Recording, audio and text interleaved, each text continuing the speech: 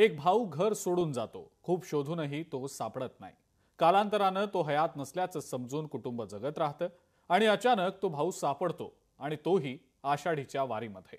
पाहुयात दोन भाऊ 20 वर्षांनी कसे भेटले विठ्ठलाच्या चरणी या स्पेशल रिपोर्टमधून।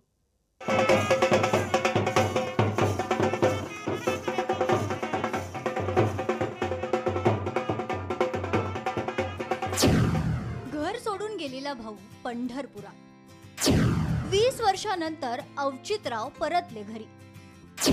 विठ्ठलाच्या चरणी झाली भावाशी भेट।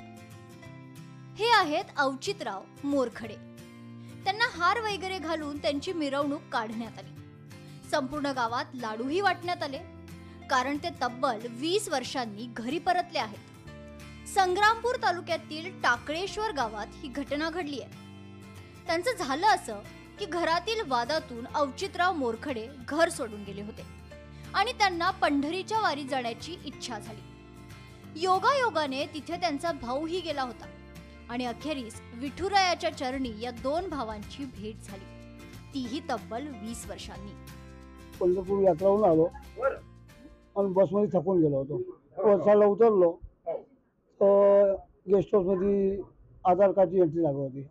माझ्या काकाचा मुलगा आहे वलसाडमध्ये, म्हटलं याच्या घरी जाऊ। तर त्याच्या घरी गेलो, सर्वांना माहीत झालं आणि माझ्या भाभीने म्हटलं की तुम्ही एक बार गावाला जा, नाही तुमच्या आईचा जीव नाही जाणार, किती वर्षापासून जीव अटकला आहे।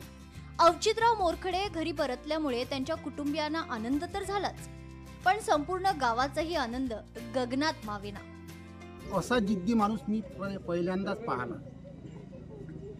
एक वर्ष जर आपण कोण्या ठिकाणी समजा आपल्या कुटुंबापासून जर वेगळं झालं तर आपल्याला आपल्या घरची आठवण येते। 20 वर्ष जर समजून चाल हा माणूस या ठिकाणी गावापासून वेगळा राहिला तर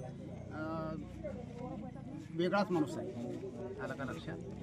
सर्व गावाले आता कसं आता 3 दिवसापासून आम्हाला समजलं की बाबा ते समजा आहेत, त्यामुळे गावाला उत्सुकता लागली। एक भाऊ घर सोडून जातो, त्याचा शोध घेतला जातो, पण तो सापडत नाही आणि अचानक तो कुंभमेळ्यात सापडतो।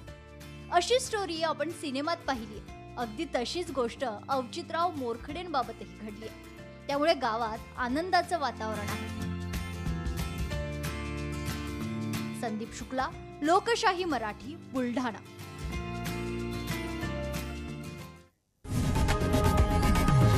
लोकशाही मराठी ऐका, पहा, जागरूक रहा।